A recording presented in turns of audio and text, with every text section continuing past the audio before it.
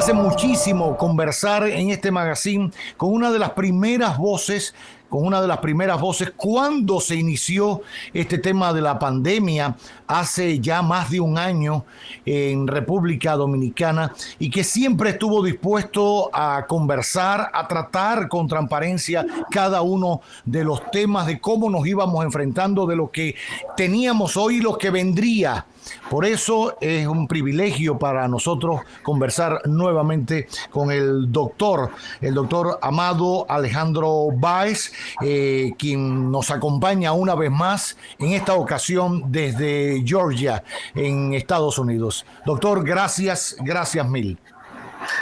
Hola Roberto, buenas tardes y gracias por la oportunidad, de verdad. Enfatizando en lo importante que es la comunicación y la educación en este momento de la pandemia, y agradeciéndote de verdad la oportunidad de poder contribuir de esta forma. Así es, gracias por esta oportunidad. Usted, el doctor Amado Alejandro Báez, actual director de Diplomacia de la Salud en el Ministerio de Relaciones Exteriores de la República Dominicana. Creo que es una posición clave, brillante, al quien se le ocurrió, y nombrarlo usted mucho más. Creo que es importantísimo. Hoy en día la diplomacia hay que verla en muchas variantes, y de eso hablaremos un poquito más adelante. Pero abordemos esta situación por la que pasa República Dominicana hoy. ¿Es propiamente una situación nuestra? Otros países que han ido flexibilizando su realidad socioeconómica han visto estos repuntes en los casos de contagio, han tenido que echar para atrás. ¿Es normal en el proceso de la pandemia que esto ocurra cuando ya hay una parte de nuestra población, creo que 3 millones de dominicanos, con la primera dosis al menos de la vacuna contra el COVID? Sí, Roberto, déjame comenzar quizás aclarando un poco de que, aunque yo colaboro con Cancillería en temas de diplomacia y salud, yo no pertenezco al gabinete de salud. O sea que muchas de las cosas que vamos a hablar son propias de mi capacidad como clínico, epidemiólogo, y quizás algunas cositas que desde la perspectiva de diplomacia, por ejemplo, diplomacia de vacunas y demás, podemos tocar. Mira, es este tema de lo que estamos viendo ahora, repunte, repique, tercera ola, como quieran llamarlo. Tenemos 5 semanas mirando las tendencias que nos han llevado a donde estamos hoy. Cuando uno sigue la data epidemiológica, hay señales, por decirlo así, epidemiológicas que te dicen que hay un aumento en la casuística. Ahí hablamos del RT, hablamos de la tasa de positividad, y lo último en el sistema es la utilización de servicios de salud, sobre todo hoy día la utilización de terapia intensiva. La razón por la cual se está usando mucho terapia intensiva es porque hemos encontrado muchas soluciones clínicas donde se pueden manejar los pacientes de la casa. Visita domiciliaria, telemedicina, algunas intervenciones. Yo creo que es bueno puntualizar eso. Lo que estamos viendo ahora se ha visto en muchos otros países, ¿verdad? Se vio en Europa hace un mes y medio, se vio en la India hace unas semanas atrás, se vio en los Estados Unidos también, en algunos estados hace unas semanas atrás. Y quizá el entendimiento de que este es un virus RNA, que tiene mutaciones, que tiene variantes, que las diferentes variantes tienen diferentes formas de contagio, algunas más agresivas que otras. Pero lo que sí es esperanzador es el tema de que cuando evaluamos estudios de casos de naciones que han hecho un buen trabajo en su campaña de vacunación, vemos que ya están llegando a un punto de casi normalidad. Por ejemplo, Israel. Israel ya está hablando de abrir su puerta. De abrir, claro. Sí, siempre y cuando tengan documentación de vacunación y demás, porque desde el principio iniciaron una estrategia de vacunación agresiva. Es bueno también celebrar que República Dominicana tiene una de las campañas de vacunación más exitosas de América Latina. Eso es bueno puntualizarlo. Con toda la premura, porque hay que entender que, por ejemplo, se apostó inicialmente a unos contratos con casas comerciales que fallaron. Eso no es culpa del gobierno dominicano, es un tema de la casa comercial que falló. Es un tema de la sobredemanda que existe en el mundo entero por los mismos insumos de vacuna. Otro mecanismo en el cual se apostó fue el mecanismo COVAX de la Organización Mundial de la Salud, donde había una cuota porcentual para República Dominicana. Ese mecanismo también ha estado un poquito corto por la misma dinámica de sobredemanda, limitante de producción y todo este tema del mercado de vacunas. Pero República Dominicana navegó, y aquí quizás es interesante hablar de el estilo que tiene el gobierno actual, donde es un estilo no tradicional, donde es un estilo quizá parecido a cómo funcionaría empresario privado, ¿verdad? O sea, hay que buscar oportunidades y hay que ser ágil buscando las oportunidades, donde tradicionalmente los gobiernos no funcionan con esa agilidad. Y esa agilidad es lo que yo entiendo que permitió que tocando puerta encontráramos una donación del Instituto Serológico de India, encontráramos una posibilidad comercial con la vacuna Sinovac de China, y ahora mismo tenemos una muy buena estrategia de vacunación donde realmente está la esperanza. Ahora, si me permite, volvemos a lo mismo. A principio de la pandemia hablábamos de aplanar la curva. Y hablábamos de prevención, y hablábamos de cómo la curva se aplanaba para poder permitir que el sistema de salud diera respuesta a la casuística que se presentaba. Ahora mismo estamos hablando de lo mismo.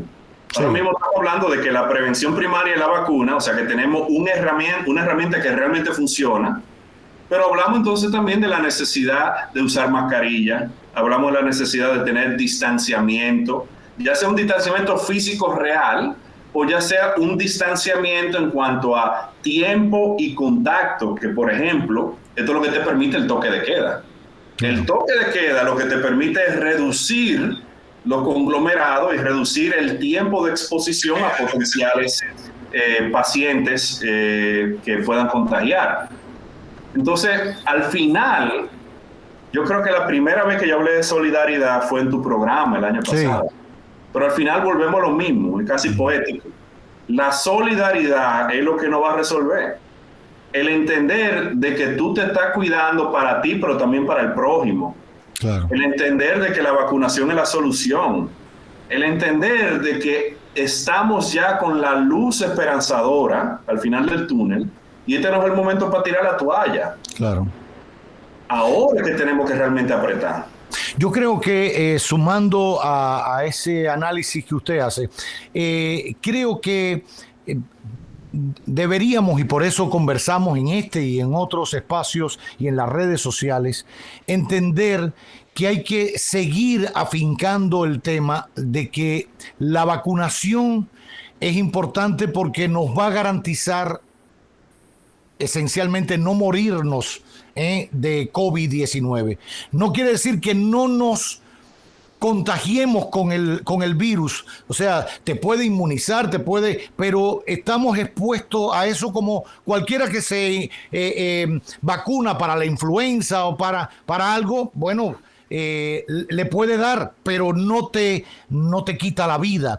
Entonces digo esto porque la gente piensa, incluso con la primera dosis de la vacuna, se la ponen y se quitan la mascarilla y van a una fiesta y dicen, no, ya yo me vacuné, ya yo tengo la primera. No, espérate, mijito, todavía esto es un proceso. Aunque te pongan la segunda dosis, mantén las normas y protocolos que son elementales desde el primer día, precisamente por el tema de la solidaridad. Mascarilla, lavarse las manos y mantener un distanciamiento físico. Entonces, ahí debemos también hacer hincapié. El gobierno dominicano ha buscado hasta debajo de las piedras las vacunas. Nadie puede negar eso. Ayer llegó 1 millón de dosis más y 3 millones de jeringuillas para que nadie se pare por vacuna. Y ahora mismo están inoculando con Sinovac, que es la principal, y AstraZeneca, que había llegado un embarque anterior. Entonces, vi ayer fui a ponerme ayer mi segunda dosis,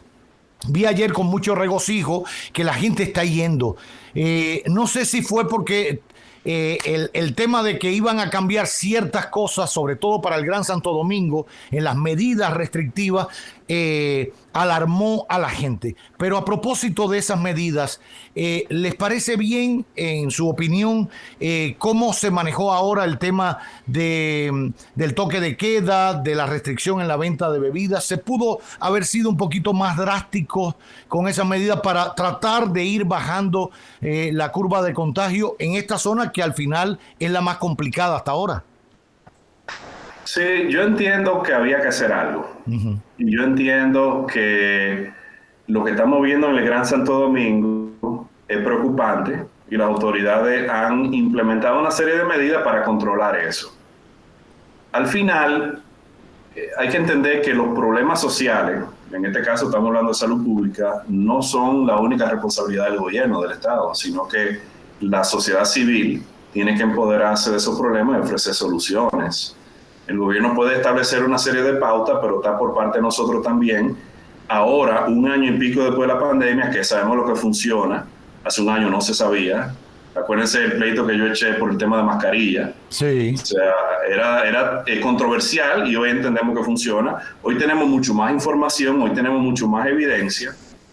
Yo lo que pienso es lo siguiente. Ahora mismo con el Gran Santo Domingo hay una serie de estrategias que me consta que se están haciendo a nivel de gobierno local también y a nivel de gobierno central. Pero quiero quizás llevar a conciencia el hecho de que existen oportunidades para mejorar el control de la pandemia en otras provincias. Estamos viendo números de tasa de positividad en algunas de las provincias fronterizas, estamos viendo números de tasa de positividad elevada también en Santiago, San Cristóbal.